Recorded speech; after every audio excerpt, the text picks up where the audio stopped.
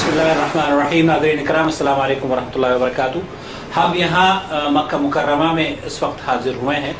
जद्दा से तकरीबन कमोबेश 70-80 किलोमीटर का सफ़र हमने यहाँ अख़वान के साथ किया है और अल्लाह गवाह है कि इस सफ़र का मकसद आप तक उस हकीकत को पहुँचाना है जिसे हमें पता चला और हमें बड़ी मसरत हुई कि एक वो आदमी, उस मज़हब से ताल्लुक़ रखने वाली शख्सियत जिसे आप हिंदुस्तान की गलियों में, सड़कों पे, जिस मज़हब के उलमा आप नंगे बरहना घूमते हुए देखते हैं,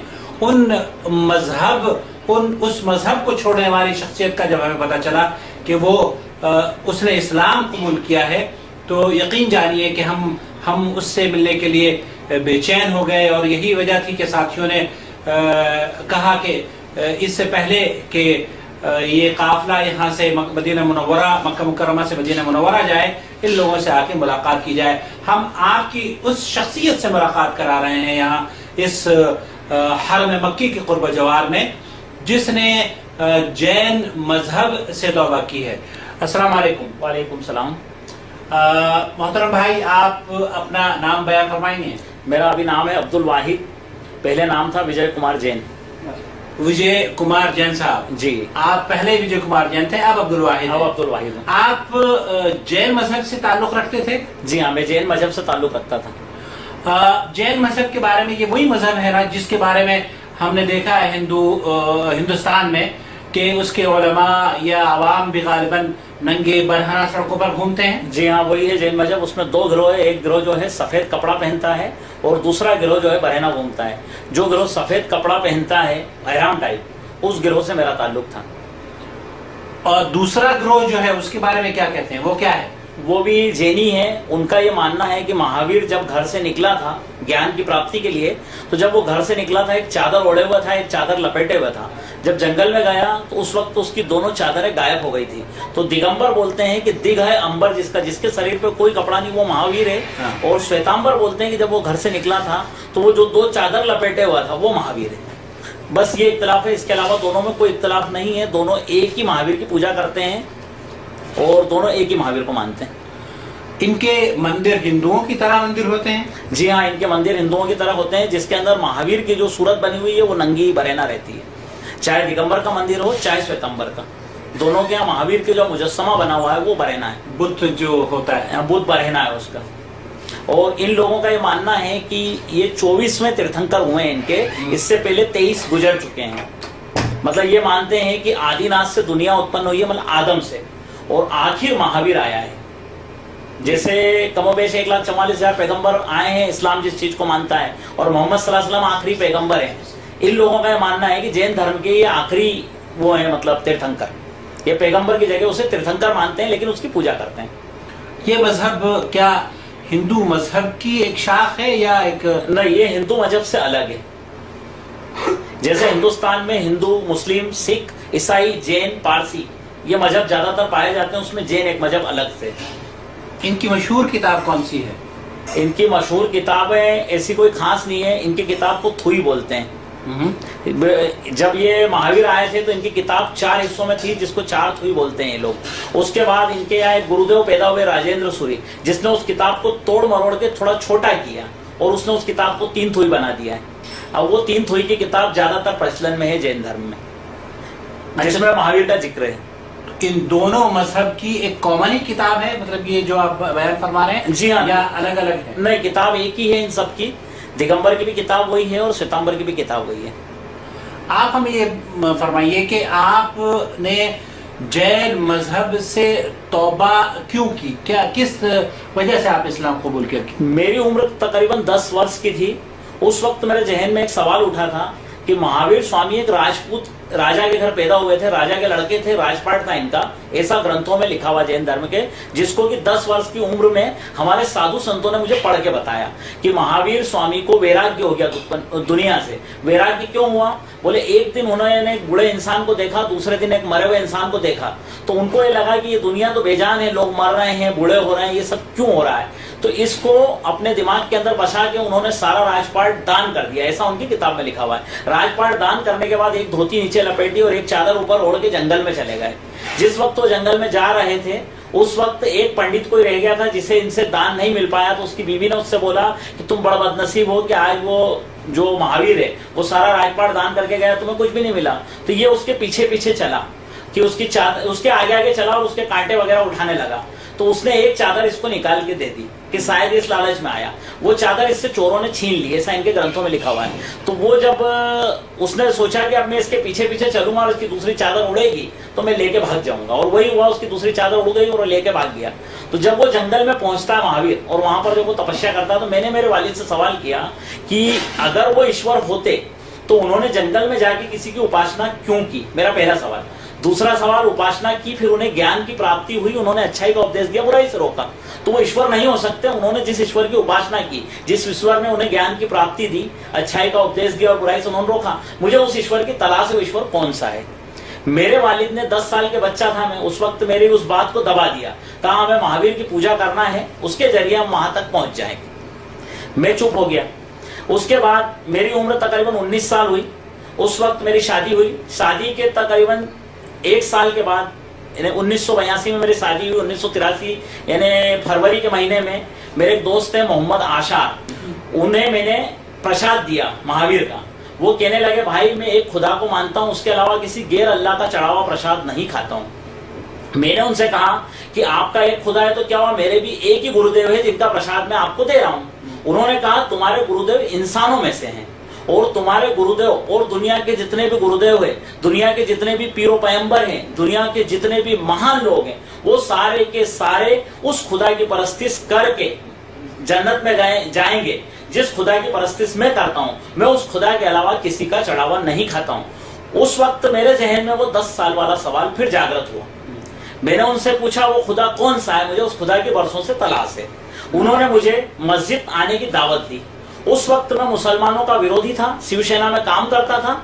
चूंकि मुझे ये डर था कि ये मुसलमान है, कहीं ऐसा ना हो मुझे मस्जिद में ले जाके मार डाले या कुछ कर डाले, तो पहले तो मैंने उसे मना कर दिया कि मैं नहीं आ रहा हूं। 1-2 बार उसने फिर मुझसे जिद की कि आप एक बार चल के देखिए। जब मस्जिद में लेके गए वहां पर उन्होंने फिर मुझे खुदा का परिचय करवाया कि ईश्वर इस प्रकार से वो निराकार है, जिसको आज तक किसी ने नहीं देखा, जिसका कोई रंग रूप कोई आकार नहीं है, जिसकी कि मुझे तलाश थी। वो तकरीबन उन्होंने मेरे ऊपर 6 महीने तक मेहनत की और अल्हम्दुलिल्लाह 6 माह के बाद मुझे इस्लाम समझ में आ गया। मैंने इस्लाम धर्म कबूल किया। उन्होंने 12 लोगों ने मिलके सारा इस्लाम मुझे समझाया। 6 माह में कई सवाल जवाब उनसे मेरे हुए। उन सवाल जवाब में उन्होंने मुझे सारे जवाब देके मुझे मुतमईन किया। मुतमईन होने के बाद मैंने इस्लाम का जब ऐलान किया तो मुझे मस्जिद से मशवरा करके रोका गया, अगर आप अभी ऐलान करोगे तो कोई भी ऊंच नीच हो जाएगी और आप बर्दाश्त न कर पाओगे, इसलिए आप कुछ समय चुपचाप रहकर नमाज पढ़ो, रोजे रखो, ये सब करो।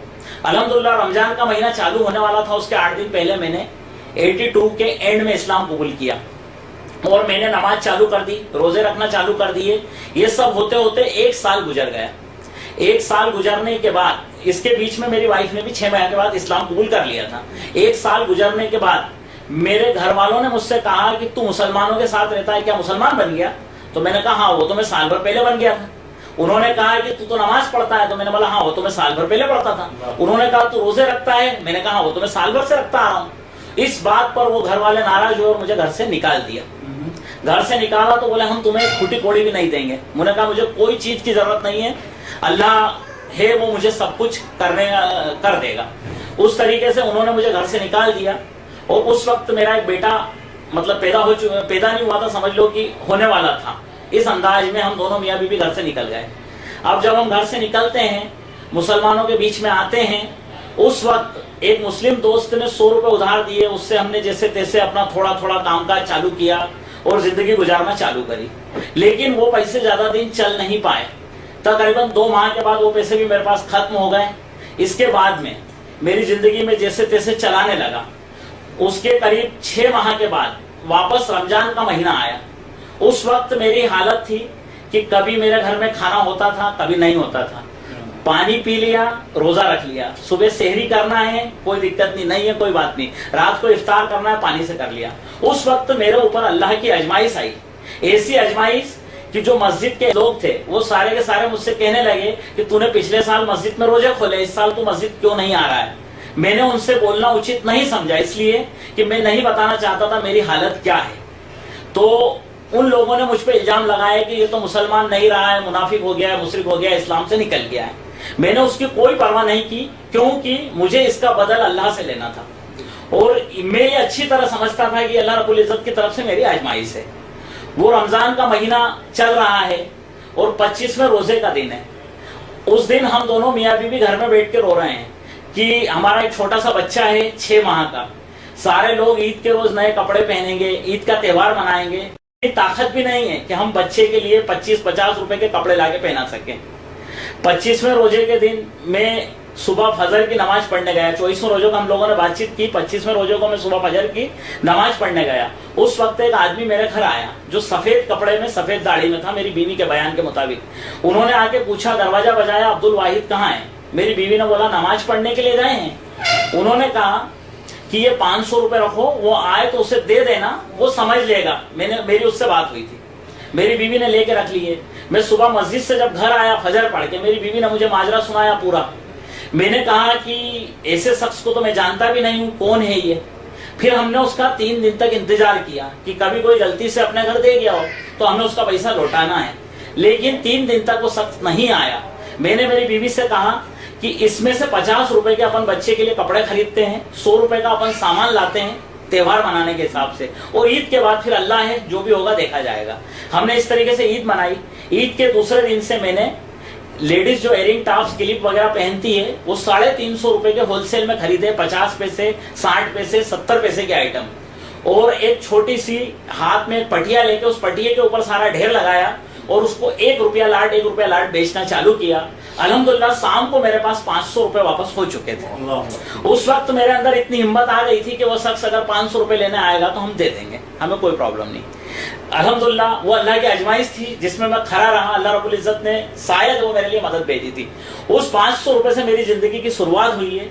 आज अल्हम्दुलिल्लाह इंदौर शहर के अंदर मेरा बंगला है, गाड़ी है, सब कुछ है मेरे पास। मैं हज कर चुका हूँ, उम्रा कर चुका हूँ, मेरे घर के सारे बच्चे हज कर चुके हैं अल्हम्दुलिल्लाह। इससे आप लोग समझ गए होंगे कि अल्लाह रब्बुल इज्जत ने मुझे कितनी दौलत उसके बाद दी है। ये शुरुआत वहां से हुई। मैंने कई बिजनेस किए, कई उतार चढ़ाव देखे, और अल्हम्दुलिल्लाह अल्लाह रब्बुल इज्जत ने मुझे इस मंजिल तक, यहाँ तक पहुंचाया अल्हम्दुलिल्लाह। आप मेरा ये कहना है, जो लोग सुन रहे हैं उन लोगों को ये कहना है कि अगर कोई आदमी मुसलमान होता है तो उसे सोच लेना चाहिए कि अल्लाह की आजमाइश जरूर ब जरूर मेरे ऊपर आएगी और मुझे उस आजमाइश में खरा उतरना है। अगर मैं खरा नहीं उतरूंगा तो फिर मामले नहीं बनेंगे, और खरा अगर आदमी उतरेगा तो अल्हम्दुलिल्लाह आज मुझे देख लीजिए जो हालत मेरी है, अल्लाह रब्बुल इज्जत हर मुसलमान की वो हालत बनाएगा। अल्हम्दुलिल्लाह आज मैं ज़कात भी देता हूँ, सदका खैरात सब कुछ करता हूँ, यानी अल्लाह रब्बुल इज्जत ने मुझे इतना दिया है। उस वक्त मेरी ये सोच थी कि अल्लाह ताला तू मेरा हाथ यूं मत होने दे, सिर्फ यूं रहने दे, नहीं तो मैं मुसलमानों को बताता भाई कि मेरे घर में खाने को नहीं है, इसलिए मैं रोजा खोलने नहीं आ रहा हूँ। क्योंकि अगर मैं मस्जिद में रोजा खोलने आऊंगा तो मैंने एक हदीस सुनी थी कि जो तू खाए तेरी बीवी को खिला, जो तू पहने तेरी बीवी को पहना। तो मेरी इतनी ताकत भी नहीं थी कि मैं 1 रुपए का तरबूज खरीद के लाऊं, उसका एक टुकड़ा मेरी बीवी को दे दूं। क्योंकि अगर मैं मस्जिद रोजा इफ्तार करने जाऊंगा तो कम से कम मुझे एक खजूर या एक तरबूज का टुकड़ा उठा के खाना पड़ेगा, और अगर वो मैंने खा लिया और मेरी बीवी को नहीं खिला पाया तो फिर मामला बिल्कुल धिरम भिरम हो जाएगा मेरा। इस वजह से मैं मस्जिद नहीं आया, लेकिन ये मैंने उन लोगों को नहीं बताया। अल्हम्दुलिल्लाह। आप ये फरमाइए, आपने अभी दौरान गुफ्तगू ये जिक्र किया है कि आप शिवसेना में रहे जी, और फिर आप मुसलमानों के खिलाफ कुछ किसी षड्यंत्र रचते थे। अच्छा जी, बहरहाल वो शिवसेना का मामला है, वो सियासी जो गुफ्तगू है। हाँ। अल्लाह ताला हिंदुस्तान की जमीन पर अमन सलामती को कायम रखे, बेशक, और चाहे वो शिवसेना हो या कोई और दूसरी तंजीम हो, अल्लाह ताला हमारे अपने इस मुल्क को जो शांति और अमन सलामती दुनिया में चाहता है उसमें हमेशा ऐसी तंजीमों की शर से महफूज रखे। बेशक बेशक। हमें ये बताइए आप कि जब आप जैन मजहब से ताल्लुक रखते थे तो मुसलमानों के बारे में क्या सोचते थे? मुसलमानों के इस्लाम के बारे में क्या सोचते थे? मुसलमानों के बारे में मेरा तसुरात ये था उस वक्त कि मुसलमान शब्द से मुझे नफरत थी। अगर कोई मेरे सामने अल्लाह शब्द बोलता था तो मैं उसे गाली बक के भगा देता था। मतलब मुझे सख्त नफरत दिलाई गई थी, क्योंकि जिस वक्त मैं शिवसेना के बैनर तले काम करता था, शिवसेना के बैनर तले हमें सिखाया गया था कि मुसलमानों ने हमारे बादशाहों को मारा काटा और हमारे सारे राजपाट छीने और हम पे हुकूमतें करी, ये हमें वहां पर पढ़ाया गया था, जबकि एक्चुअल ये नहीं है। जब बाद में मैंने ओरिजिनल इतिहास देखा तो ऐसा कुछ भी नहीं है। तो ये हमें पढ़ाया गया था, तो हमारे दिलो दिमाग में मुसलमानों के नाम पे सख्त नफरत थी। आज आप मुसलमान हैं, कितना अर्सा हुआ आपको इस्लाम लाए हुए? तकरीबन 83 में मैंने इस्लाम कबूल किया था। अल्हम्दुलिल्लाह आज मुझे 28-29 साल हो गए।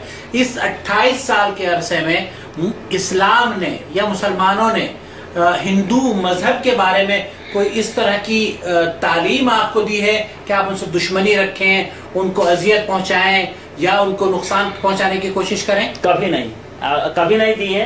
और यहाँ तक कि मेरे जो गैर मुस्लिम दोस्तों से मेरी बातचीत होती है, वो कहते हैं कि इस्लाम तलवार के बल पे फैला, तो मैं उनसे बोलता हूँ कि अगर इस्लाम तलवार के बल पे फैला होता तो आज मुझ जैसा आदमी मुसलमान क्यों होता? मेरे सामने ना तो कोई तलवार लेके आया, ना कोई बच्चा, ना कोई भाला। मुझे सिर्फ इस्लाम लोगों ने समझाया, मैंने इस्लाम कबूल किया है और इस्लाम फैला है अखलाक, अमन, अखलाक की बुनियाद पर, अमन की बुनियाद पे इस्लाम फैला, न कि तलवार की बुनियाद पे। अगर तलवार की बुनियाद पे ही इस्लाम फैलना होता तो 800 साल मुसलमानों ने हुकूमत की है हिंदुस्तान पे। मैं समझता हूँ एक भी हिंदू बचना नहीं था। क्यों बचे इतने सारे हिंदू? सही बात, क्योंकि तलवार थी ही नहीं वहां पर। मुसलमान के पास तलवार है ही नहीं। तलवार है सिर्फ एक, अखलाक की तलवार। अखलाक से वो इस्लाम मेरे सामने पेश किया जिसकी कि मुझे तलाश थी, और अल्लाह रब्बुल इज्जत ने वो इस्लाम मुझे दिया, मैंने कबूल किया। आज का जो माहौल है, मुसलमानों को टेररिस्ट या दहशतगर्द बावर कराने की कोशिश की जा रही है। आप क्या समझते हैं, क्या इस्लाम या मुसलमान दहशतगर्द होता है? किसी कीमत पे नहीं हो सकता मुसलमान दहशतगर्द। मैं समझता हूँ हिंदुस्तान में जितने भी मामला हो रहे हैं ये सारे यही लोग कर रहे हैं और मुसलमानों को बदनाम कर रहे हैं। अच्छा, जब मैं मुसलमान बन गया तो मेरे भाई ने मुझे समझाया, जब मेरे पास खाने के लिए चवन्नी भी नहीं, तरबूज का एक टुकड़ा लाने के पैसे नहीं, मेरा भाई कहता 1 लाख 2 लाख 10 लाख 5 लाख जो चाहिए ले ले। मुसलमान बन के रे चोरी छुपे, घर में किसी को बोलना नहीं, दाढ़ी वाड़ी कटवा ले और चुपचाप तेरे घर के अंदर नमाज पढ़ना, रोड पे नहीं निकलना। मैंने उससे कहा था कि मेरा काम है लोगों को बताना है कि मैं मुसलमान बनाऊं, तुझसे जो बने वो कर ले। उसने एक लड़के को 2 लाख रुपए दिए जो गुड्डा था, जिसका नाम था सुरेश तिवारी, और कहा कि इसको मार दे। उस सुरेश तिवारी ने मुझसे कहा कि मेरे साथ बंबई चल। वो एक अजीब व गरीब वाकया हुआ है जो मैं आपके सामने बयान करना चाह रहा हूँ। उसने मुझसे कहा मेरे साथ बंबई चल। मैंने कहा चलो। हम लोग बंबई गए, हमें एक कारखाना ढूंढना था। मैं दिन में 5 टाइम नमाज पढ़ता था। वो लड़का कहने लगा कि जो मेरा मर्डर करने के लिए मुझे ले गया, शिवसेना के ऑफिस में, बाल ठाकरे के घर ऑफिस में हम लोग रुके थे उस वक्त, क्योंकि रुकने के लिए कोई जगह नहीं थी, पैसा इतना था नहीं। तो वो लड़का मुझसे कहने लगा है कि बोले तू 5 टाइम माथा टेक दिया जाके, तेरा ऊपर वाला इतना भी नहीं सुन रहा है कि अपन एक कारखाना ढूंढ रहा हूँ, अपना कारखाना नहीं मिल पा रहा मुंबई में। तो मुझे उस वक्त मेरा जहन जागा, मैंने अल्लाह से दुआ की, 2 रकात सलातुल हाजत पढ़ी, अल्लाह ताला जैसे तूने तेरे नबी को उम्र दिया था, ये मुझे मारने आया, मुझे अच्छी तरह मालूम है, मरने से डरता नहीं हूँ। मैंने उससे कह दिया था मैं मरने से डरता नहीं हूँ, मेरी एक जान है, तू मार के मेरे घर ही ले जाएगा, सुखाएगा नहीं या कुछ भी नहीं करेगा। मेरी शुरुआत ही ऐसी उससे हुई थी कि तू मुझे मार डाल, इससे ज्यादा कुछ भी नहीं कर सकता। तो मैंने अल्लाह से दुआ करी कि अल्लाह ताला इसको इस्लाम की दौलत से नवाज और मुझे जो है इस्लाम को सच्चा साबित करो और कारखाना दिखा कहाँ है। जब मैं मस्जिद से बाहर आता हूँ तो उसके साथ एक आदमी खड़ा हुआ है, वो बोले कारखाना मिल गया यार, तेरे ऊपर वाले ने सुन ली, इसका खुद का कारखाना और अपना काम वहां पर हो जाएगा। जो माल हम कटवाने गए थे वो माल हमारा कट गया। अब हमें जब वापस आना है उस वक्त हमारी जेब में पैसे खत्म हो चुके हैं। अब पैसे इतने भी नहीं कि हम इंदौर का किराया लगा के आ सके। तो वो लड़का कहता है तू यार वही वाला काम कर जो तूने उस वक्त किया था। मैं फिर मस्जिद के अंदर जाता हूँ, 2 रकात सलातुल हाजत पढ़ के अल्लाह से दुआ मांगता हूँ, अल्लाह ताला कोई रास्ता बना इंदौर जाने का। उसके साथ एक मुस्लिम आदमी खड़ा जिसका नाम था गुलाम हुसैन। वो कहने लगा अपना साधन बन गया, ये बकरे की ट्रक चलाते हैं इंदौर से बंबई, ये अपनों को फ्री में ले जाएंगे, रास्ते में खाना भी खिलाएंगे। उस लड़के ने कहा, सुरेश तिवारी ने, वो उसका दोस्त था, वो दारू पीता था जो गुलाम हुसैन था।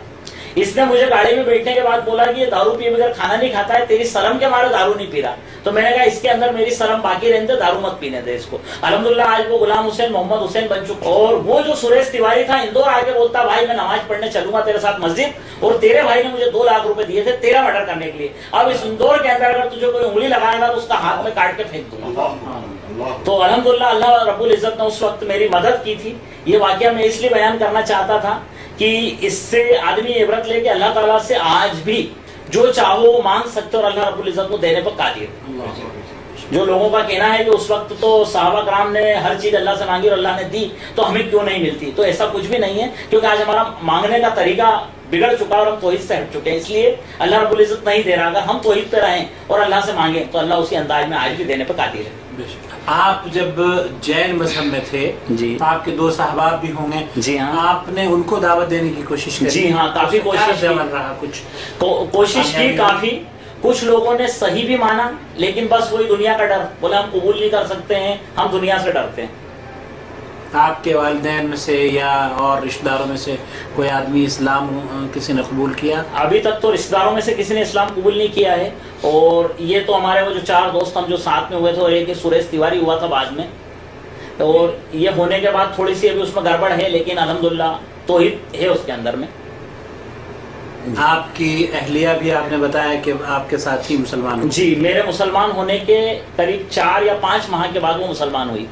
मैं मुसलमान हो गया, मैंने उसको इस्लाम समझाया, उसको दीनी लिटरेचर दिए और उसको बोला कि भाई ये सच्चा दीन है, अगर तू कबूल कर ले तो ठीक। उस वक्त मेरे परिवार के लोग और मेरे ससुराल के लोगों ने मेरी वाइफ को बोला कि तू हमारे साथ रहे, इसको छोड़ दे, हम तुझे जिंदगी भर रखेंगे, ये करेंगे वो करेंगे। तो मेरी वाइफ ने मेरे ससुराल वालों से ये कहा कि तुमने मेरी शादी करके मुझे विदा कर दिया है, अब मेरी अर्थी ही उस घर से आएगी, वो मुसलमान बने या कुछ भी बने, मैं उनके साथ ही रहूंगी। और अल्हम्दुलिल्लाह वो जब गैर मुस्लिम थी और मेरे साथ घर से निकली तो भी उसने मेरा साथ दिया। तो मैंने भी उससे वादा किया था कि मैं पूरी जिंदगी दूसरा निकाह नहीं करूंगा, बस एक शर्त है कि जब तक तुम इस्लाम कबूल नहीं करोगे समझ के, तब तक मैं तुम्हें हाथ नहीं लगा सकता हूँ, क्योंकि अब तुम मेरे लिए हराम हो चुकी हो। तो अल्हम्दुलिल्लाह करीब 3 से 4 महीने लगे, मैंने उनको इस्लामी लिटरेचर दिए और बहुत समझाया। 4 महीने के बाद उन्होंने रमजान से पहले इस्लाम कबूल कर लिया और उनका कबूल इस्लाम भी बड़ा अजीब व गरीब रहा। रमजान चालू होने वाले थे, वही रमजान जिसका मैंने आगे जिक्र किया था कि 25वें रोजे एक दिन जो मेरे साथ हालात बने, तो वो रमजान चालू होने वाले थे। मैंने मेरी बीवी से कहा कि मैं बड़ा बदनसीब हूँ कि मेरे घर में रहमत के फरिश्ते नहीं आएंगे। कहने लगी क्यों नहीं आएंगे? मैंने कहा जिस घर में तस्वीर होती है वहाँ रहमत के फरिश्ते नहीं आते हैं। तो जब मैं रात को घर पहुंचा तो सारी तस्वीरों को और जैन धर्म की सारी किताबों को आग लगा रही थी और कहने लगी ला इलाहा इल्लल्लाह मोहम्मद रसूलुल्लाह। इस अंदाज में अल्हम्दुलिल्लाह उसने भी इस्लाम कबूल किया। उनके घर में किसी का इस्लाम की तरफ रुझान? इस्लाम की तरफ रुझान तो नहीं है, लेकिन उनके घर के लोग जो हैं कम्युनिस्ट टाइप के हैं, किसी धर्म को मानते नहीं हैं। अब उनकी वालदा के ऊपर मेहनत चल रही है, अल्हम्दुलिल्लाह उनकी वालदा मेरे घर में ही रहती है, तो मुझे उम्मीद है कि यहाँ से जाने के बाद शायद वो कलमा पढ़ लें इंशाअल्लाह। और क्या दुश्वारियां पेश आई आपको इस्लाम लाने के बाद? इस्लाम लाने के बाद दुश्वारियां तो ये पेश आई, फिर उसके बाद जो मेरे परिवार वालों ने जैन धर्म के कुछ जो साधु महात्मा होते हैं उन्हें बुलाया और उनसे मेरी बातचीत करवाई कि अगर तूने इस्लाम कबूल किया और इस्लाम सच्चा है तो हमारे महाराज साहब के सामने साबित कर। तो मैंने कहा ठीक है बुलवा लीजिए, मैं उनके सामने साबित करूंगा। तो उनसे मेरे कुछ चंद मुनाजरे हुए थे जो मैं आपके सामने पेश करना चाह रहा हूँ। वो इस अंदाज में हुए कि उन्होंने कहा, जो महावीर स्वामी के जो साधु संत थे उनमें से एक विचक्षण श्री जी महाराज साहब थे, उनसे जब मेरी बहस हुई तो उन्होंने बोला कि आप लोग गोश्त खाते हो, ये सबसे गलत काम करते हो, किसी जीव की हिंसा करते हो, और हमारे धर्म का जो मकसद है अहिंसा परमो धर्म, किसी जीव की हिंसा नहीं करना, और बोले आप लोग जीव हिंसा करते हो। तो मैंने कहा जीव हिंसा तो सभी करते हैं, एक जानदार को मारे बगैर दूसरा जानदार इस दुनिया में जी ही नहीं सकता। ये सिस्टम है प्रकृति का, जो खुदा ने इस दुनिया को बनाया उस प्रकृति का ये सिस्टम है। चाहे सब्जी ले लो, चाहे फल ले लो, चाहे फ्रूट ले लो, सभी जानदार है। बगैर जानदार को मारे दूसरा जानदार जिंदा नहीं रह सकता। तो उन्होंने मुझसे कहा कि कैसे? तो मैंने उन्हें जवाब दिया कि आप सबसे बड़ा आइडियल किसे मानते हो दुनिया में जो अहिंसा का सबसे बड़ा पुजारी है? वो कहने लगे महावीर को, जो उनका भगवान है। मैंने कहा महावीर ने अपनी जिंदगी में कितने साल गुजारे? तकरीबन 40 साल, 50 साल, 60 साल। तो मैंने उनसे साइंस के अंदाज में बात की कि महावीर स्वामी ने 60 साल में रोड पे चले होंगे, चलने में जाने कितने जीव उनके पैरों के नीचे मरे होंगे, वो बोले होंगे तो उनकी सांस से जो एयर निकली होगी उससे जाने कितने जीव मरे होंगे, उन्होंने पानी पिया होगा उसके अंदर जाने कितने बैक्टीरिया उन्होंने खाए होंगे। मैंने जो आदमी गोश्त नहीं खाता वो 250 ग्राम गोश्त 1 साल में खा लेता है, ये मेरा मानना है और ये साइंस का मानना है, मेरा भी नहीं।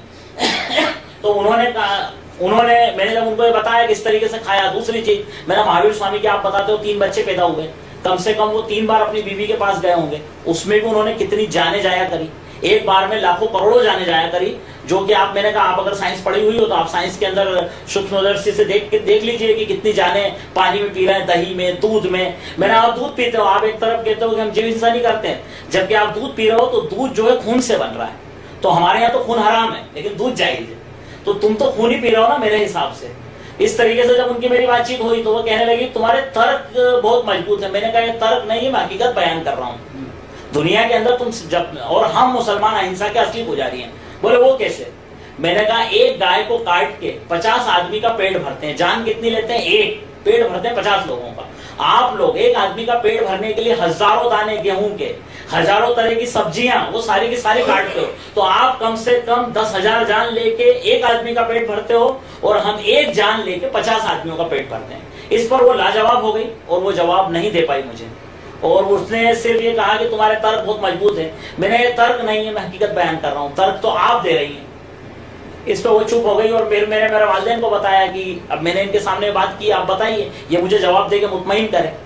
दूसरी चीज मैंने उनसे कहा कि आप, जैसे हम मुसलमान हैं तो हम मोहम्मद सल्लल्लाहु अलैहि वसल्लम के मानने वाले हैं। मोहम्मद सल्लल्लाहु अलैहि वसल्लम को इस तरीके से मानते हैं कि जैसे मोहम्मद सल्लल्लाहु अलैहि वसल्लम ने निकाह किया, हम निकाह करते हैं, आपने नमाज पढ़ी, हम नमाज पढ़ते हैं, आपने दाढ़ी रखी, हम दाढ़ी रखते हैं, आपने रोजा रखा, हम रोजा रखते हैं। हम जितने काम करते हैं अल्लाह के नबी सल्लल्लाहु अलैहि वसल्लम के तरीकेकार पर, उतने हम मुसलमान।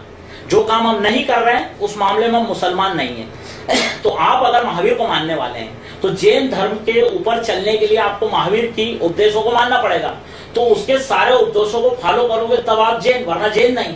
तो महावीर का सबसे पहला उपदेश है कि परिसंग्रह, यानी कोई भी चीज इकट्ठी मत करो, सब कुछ त्याग दो। तो आप लोगों को सब कुछ त्याग देना चाहिए, ना घर में कुछ होना चाहिए ना बाहर कुछ। अगर सुबह का खाना है तो शाम की परवाह नहीं करना चाहिए और सारे कपड़े उतार देना चाहिए। दूसरी चीज महावीर ने कहा है कि जीन से जैन बना। जीन माने जीतने वाला, जिसने जीता वो जैन कहलाया। तो जीतना किसको है? हमारी जितनी इंद्रियां हैं, मतलब अपने सारे शरीर को बस में रखना, उसको जीत लेना। तो उस तरीके से ख्वाहिशों को खत्म कर लेना, यानी कि निकाह नहीं करना, क्योंकि निकाह करना भी जैन धर्म में हराम है। अगर जो जैन धर्म जो दीक्षा ले लेगा अगर औरत को हाथ लगाएगा तो उसके लिए हराम है। तो जब औरत को हाथ लगाना भी हराम है तो फिर आपका धर्म 60 साल के बाद खत्म हो जाएगा। तो ऐसे धर्म पर मैं कैसे अमल करूं? मुझे इसका जवाब चाहिए। उसका जवाब अल्हम्दुलिल्लाह वो लोग आज तक नहीं दे पाए। अभी भी कई बार मैं जाता हूँ, बैठता हूँ, जब उनसे बातचीत होती है तो उसका जवाब नहीं दे पाते हैं। एक बार मैं मेरे घर में बैठा हुआ था, मेरी भुआ बैठी हुई थी, तो मेरे पिताजी ने मेरी भुआ से बोला कि ये मुसलमान बन गया। तो मेरी भुआ गुस्से में आई और मुझसे कहने लगी कि क्यों रे, तू मुसलमान बन गया, तूने ऐसा क्यों किया? उस वक्त टीवी सीरियल के ऊपर वो प्रसंग चल रहा था, महाभारत। तो वो महाभारत देख रहे थे, मैं भी वहीं बैठा हुआ था। मैंने कहा बुआ जी मैं मुसलमान इसलिए बना हूं कि ये महाभारत के अंदर अभी एक औरत दिखाई थी, इसके 5 पति दिखाए थे, जो पांचों बारी बारी से इसके पास आते हैं और बारी बारी से चले जाते हैं। तो अगर मेरे फूफा जी के 4 भाई और हैं और वो चारों आपके पति होंगे तो आप कैसी महसूस करोगे? तो वो मुझे डांटने लगी, पागल जैसी बात करेगा। तो मैंने, जिसको भगवान मानती हो उस एक औरत के 5 पति और अपने 5 पति बनाने में तुम्हें गुस्सा आ गया, तो ऐसे धर्मों पर मैं कैसे अमल करता? इसलिए मैंने इस्लाम कबूल किया। तो अल्हम्दुलिल्लाह सभी लोगों को लाजवाब किया था और अल्लाह रब्बुल इज्जत ने इसमें मदद की थी। गैर जैनी में जैसे मैं शिवसेना में था, हाँ, हिंदुओं में जब मैं शिवसेना में था तो उस वक्त आर्या समाज के अंदर भी हम लोग काम करते थे। तो आर्या समाज के गोपाल राही एडवोकेट है इंदौर में, उन्होंने मुझे बुलाया, बोले भाई तू मुसलमान बन गया, मैंने ये सुना। मैंने कहा नहीं, तो किसने बोला मैं मुसलमान बन गया हूँ? मैं कट्टर आर्या समाजी हूँ और सिवाय वेद के दुनिया की किसी किताब को नहीं मानता हूँ। कहने लगे क्या बात कर रहा, तू मस्जिद जाता है, नमाज पढ़ता है, तूने दाढ़ी रख ली और तू बोलता है कि वेद के अलावा किसी को नहीं मानता हूँ? तो मेरा वेदों के अंदर लिखा हुआ है कि दाढ़ी रखो, नमाज पढ़ो। फिर मैंने उन्हें वेद और कुरान एक किताब लेके गया और उन्हें मैंने बोला कि आप वेदों को निकालिए और मैं इस किताब में से जो चैप्टर नंबर बता रहा हूँ आप चैप्टर नंबर खोलिए। वेद में लिखा है मोहम्मद महाऋषि दुनिया में पैदा होगा, मरुभूमि में आएगा, मतलब रेगिस्तान में आएगा, 60,000 लोगों के बीच आएगा, उसके अनुयायी कई होंगे, वो जटा नहीं रखेगा और दाढ़ी बढ़ाएगा, उसके मानने वाले मुसलाई कहलाएंगे और खतना किए हुए पैदा होगा, और वो जिस दिन को चलाएगा उसके मानने वाले मुसलाई कहलाएंगे। वो कल्कि अवतार होगा जो लास्ट अवतार दुनिया में आने वाला है, उनके हिसाब से अवतार, हमारे हिसाब से पैगंबर। तो मैंने कहा वो लास्ट अवतार अवतरित हो चुका है अरब की रेगिस्तान में, मक्का शहर के अंदर, मक्का मुकरमा एक शहर है, वहां वो पैदा हो चुका 1400 साल पहले, वो महर्षि। और उस महर्षि की बात को अब मानना पड़ेगा, इसलिए क्योंकि वेद का हुक्म है। ये मैं अभी कुरान का हुक्म नहीं बता रहा हूं, मैं अभी आपको वेद का हुक्म बता रहा हूं। वेद हुक्म दे रहा है तो उस महर्षि की बात को मानना पड़ेगा। और अगर उस महर्षि की बात को मानते हैं तो फिर नमाज भी पढ़ना पड़ेगी, रोजा भी रखना पड़ेगा और अपने आप को मुसलमान भी कहलाना पड़ेगा। तो जब उसकी मेरी, ये तो मैंने आपको मुख्तसरन बताई, उसकी मेरी बहस करीब 2 घंटे चली। अल्हम्दुलिल्लाह उसने 2 घंटे के बाद बोला, यार विजय भाई जो तूने करा वो सही है यार, हम लोग गलत है, बस छोड़ दे अब हमें। और अल्हम्दुलिल्लाह एक बार हम लोग क्या हुआ कि जब हम चारों दोस्त मुसलमान हो गए तो हमने सोचा कि अपन दूसरे धर्मों के बारे में तहकीकात करें, कल के ऐसा नहीं हो कि मुसलमान बनने के बाद कोई दूसरा धर्म हमारे सामने इससे अच्छा पेश करें। तो हम हिंदू धर्म को तो जानते थे, जैन धर्म को जानते थे, एक ईसाई धर्म हमसे अलग था। तो हमने सोचा चलो ईसाई धर्म सीखने के लिए नहीं या सिखाने के लिए जाते हैं। तो हम हमारे इंदौर के अंदर श्रीकृष्ण टाकिज के सामने एक ईसाइयों का प्रार्थना हाल बना हुआ है, वहां के पादरी के पास हम गए। हमने बोला मैं जैन हूँ, ये जो है सिंधी है, ये राजपूत है और हम लोग ईसाई बनना चाहते हैं, तो हमें आपका ईसाई धर्म बताइए। तकरीबन 8 दिन तक हम उनके पास गए। 8 दिन तक उन्होंने ईसाई धर्म की तमाम अच्छाई हमारे सामने पेश की। 8वें दिन हमने उनसे एक सवाल किया। हमने कहा आपका ईसाई धर्म बहुत अच्छा लग रहा है, हम ईसाई बनना चाहते हैं, लेकिन हमारे जहन में एक सवाल खटक रहा है। मुसलमानों के पास भी गए और मुसलमानों का धर्म भी हमने सीखा, उनसे भी हमने सवाल किए हैं, उन्होंने हमारे सवालों को जवाब, हमारे एक सवाल का जवाब देकर मुतमईन कीजिए तो हम ईसाई धर्म कबूल कर लेंगे। तो उन्होंने कहा कीजिए सवाल। तो मैंने, हम सवाल लिखित में करेंगे, आपसे लिखित में जवाब लेंगे। उन्होंने कहा ठीक है। हमने सवाल लिख के दिया कि आपने पूरा जो हमको फंडामेंटल ईसाई धर्म का बताया उसके अंदर आपने ईसा अलैहिस्सलाम को, मुसलमान कहते हैं कि ये पैगंबर थे, मोहम्मद सल्लल्लाहु अलैहि वसल्लम से पहले ये पैगंबर थे, इन्होंने अच्छाई का उपदेश दिया, बुराई से रोका। उस जमाने में इनका दीन चला, इनके जाने के बाद मोहम्मद सल्लल्लाहु अलैहि वसल्लम का दीन कयामत तक चलेगा। तो आप कहते हैं कि ईसा अलैहिस्सलाम खुदा के बेटे थे, मरियम बीवी थी और अल्लाह बाप था। तो बेटे 3 प्रकार के पैदा होते हैं दुनिया में, पूत, सपूत और कपूत। तो अगर वो ईसा अलैहिस्सलाम अल्लाह के बेटे थे और पूत थे, तो अल्लाह ताला ने ये दुनिया बनाई जो हमें नजर आ रही, जन्नत जहन्नुम बनाई, वो तो नजर नहीं आती है, उसको अपन उसकी बात भी नहीं करते हैं, तो उसको आप मानोगे भी नहीं। लेकिन अल्लाह ताला ने ये दुनिया बनाई, तो इतनी बड़ी दूसरी दुनिया ईसा अलैहिस्सलाम ने कौन सी बनाई? 2 दुनिया दिखाना पड़ेगी। पूत बाप से डबल काम करता है और सपूत तो कई गुना ज्यादा काम करता है, तो फिर इससे बड़ी बड़ी कितनी दुनिया ईसा अलैहिस्सलाम ने बनाई और कहां बनाई वो दिखाइए। और अगर कपूत था तो फिर कपूत की तो पूजा का सवाल ही पैदा नहीं होता। तो उन्होंने कहा कि हम आपको जवाब कल देंगे। उसके बाद अल्हम्दुलिल्लाह हम 15 दिन तक उनके वहां गए, लेकिन न तो उन्होंने कोई जवाब दिया ना हमसे मिले, अल्लाह के करम से। और मेरा तो आज भी चैलेंज है लोगों को कि इस्लाम से अच्छी अगर कोई चीज है दुनिया में तो मेरे सामने पेश करे, खुदा की कसम मैं उसे कबूल करूंगा, इस्लाम को छोड़ दूंगा, लेकिन इस्लाम से अच्छी कोई चीज दुनिया में है ही नहीं। आप यहाँ बलदुल हरमैन शरीफैन में तशरीफ़ फरमा है, मक्का मुकर्रमा उम्रे की सआदत के लिए आप तशरीफ़ लाए हैं। यहाँ जो खादिमुल हरमैन शरीफैन मलिक अब्दुल्ला की हुकूमत, ममलकत सऊदी अरब की जो खिदमात हैं हुज्जाज के लिए या मुतमरीन के लिए, उसको आप किस निगाह से देखते हैं? अल्हम्दुलिल्लाह हुज्जाज के लिए उन्होंने जो खिदमतें पेश की है वो बहुत लाजवाब है, और उनके साथ अल्लाह की मदद है, अल्लाह ताला उनकी मदद कर रहा है, और अल्लाह की मदद से जो खिदमत अंजाम दे रहे हैं। अभी हम लोग बुरी तरह थक गए थे और थकने के बाद हम बिन दाऊद एक मार्केट बना हुआ इसके अंदर गए, तो वहां पर हमें एक शख्स ऊपर लेके गया 4थे माले पर, वहां कुछ कुर्सियां रख रखी है उन्होंने, जिसके ऊपर वो ले जाके बिठा रहे हैं, वो कुर्सियां हमारे हाथ पैर दबा रही है। यानी ऐसी खिदमत के अगर हाजी या उमरी थक गया है तो उसके पैर दबाने तक की उन्होंने व्यवस्था की, और क्या चाहिए उनसे। मतलब हम वहां जाके जब ऊपर बैठे हमारा बड़ा ताज्जुब हुआ, हमने भाई कितना पैसा लगेगा इसका? बोले पैसा नहीं, ये फी सबीलिल्लाह आपके लिए। तो हमने उनसे पूछा कहीं ऐसा तो नहीं है जकात, फितरा, सदकात, खैरात में से कुछ है? क्योंकि हम लोग साहिब माल है, खुद जकात निकालते हैं। उन्होंने कहा भाई ये जकात, सदकात, फितरा, खैरात नहीं है, ये जो हमारे मक्का और मदीना के जो अमीर हैं उनकी तरफ से आप लोगों की खिदमत में पेश किए। उसके बाद उन्होंने कुछ सामान हमें दिया, मतलब समझ लीजिए कि 2, 4, 5 आइटम है, उसके बाद कुछ बिस्किट, कुछ खाने पीने का सामान भी हमें दिया, और बोले आप रोज यहाँ आइए।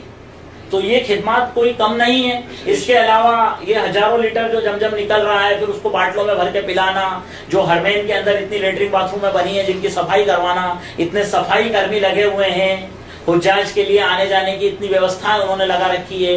मीना, मुज़दलिफा, अराफात में जो व्यवस्था करते हैं अल्हम्दुलिल्लाह बहुत सराहनीय है उनकी सारी व्यवस्थाएं। अल्लाह रब्बुल इज्जत उनको और इससे ज्यादा करने की तौफीक अता फरमाए। आमीन आमीन आमीन।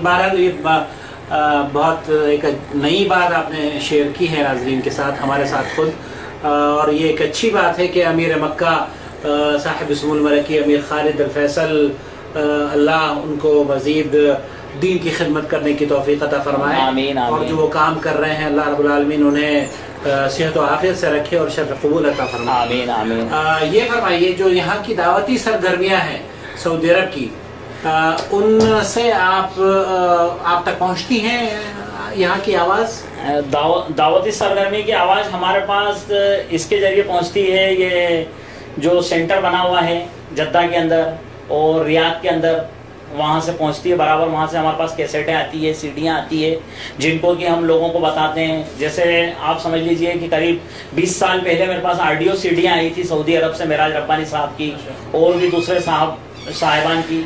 उसके बाद वीडियो आई, उसके बाद सीडी आई है, और वो सारी की सारी हम यूज़ करते हैं, लोगों तक उनको दिखाते हैं और लोगों तक उसको पहुँचाते हैं, और लोगों से उससे लोगों को फ़ायदा मिलता है। अल्हम्दुलिल्लाह जो जालियात जो काम कर रही है सऊदी अरब के अंदर, वो वाकई काबिल तारीफ काम है। आपके बच्चों का क्या रुझान है, उनका क्या, वो आपके साथ दावती सरगर्मियों में मसरूफ रहते हैं? अल्हम्दुलिल्लाह मेरे बच्चे भी दावत का काम भी करते हैं। अल्हम्दुलिल्लाह 2 बच्चे मेरे साथ बिजनेस में लगे हुए हैं। बिजनेस के अलावा हम लोग दावत का काम करते हैं, क्योंकि हमारा बिजनेस कंस्ट्रक्शन का है। सुबह घंटे 2 घंटे, शाम को घंटे 2 घंटे काम करते हैं, और बाकी का जो हमारा वक्त रहता है मस्जिद में और लोगों से मिलने जुलने में और दावत तबलीग के काम में लगाते हैं। अल्हम्दुलिल्लाह दोनों बच्चे भी दावत तबलीग के काम में लगे हैं। और मेरा जो बड़ा बेटा पैदा हुआ था वो इस्लाम से पहले पैदा हुआ था।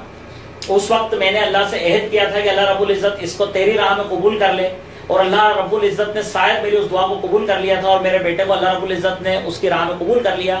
मैंने उसको मालेगांव के अंदर 10 साल जामिया मोहम्मदिया मंसूरा में पढ़ाया, आलिम व फाजिल बनाया, और फिर मैं 2006 में यहाँ हज करने के लिए आया। उस वक्त मदीना मुनव्वरा में जामिया इस्लामिया में गया। वहाँ जाकर मैंने मेरे बेटे के कागज दिखाए उन लोगों को और कोशिश की, और अल्हम्दुलिल्लाह अल्लाह रब्बुल इज़्ज़त ने उसका दाखिला जामिया इस्लामिया में करवा दिया। आज उसका 4था साल है अल्हम्दुलिल्लाह, यहाँ जामिया इस्लामिया से वो कंप्लीट हो रहा है पढ़ के, और अब हिंदुस्तान जाके दावत व तबलीग का काम कर रहा है। तो मेरे लिए सबसे बड़ी खुशी की बात है कि मैंने अल्लाह रब्बुल इज़्ज़त से एक दुआ मांगी थी कि रब्बुल इज़्ज़त मेरे एक बेटे को तेरी राह में पूरी तरह कबूल कर ले, और अल्लाह रब्बुल इज़्ज़त ने उसको पूरी तरह अपनी राह में कबूल कर लिया। अल्लाह कबूल। तो मेरे 3 बेटे हैं अल्हम्दुलिल्लाह, और तीनों ही इस काम में लगे हुए हैं माशाअल्लाह। नाज़रीन कराम, ये थे हमारे भाई अब्दुल वाहिद, जिन्होंने जैन मजहब से इस्लाम कबूल किया।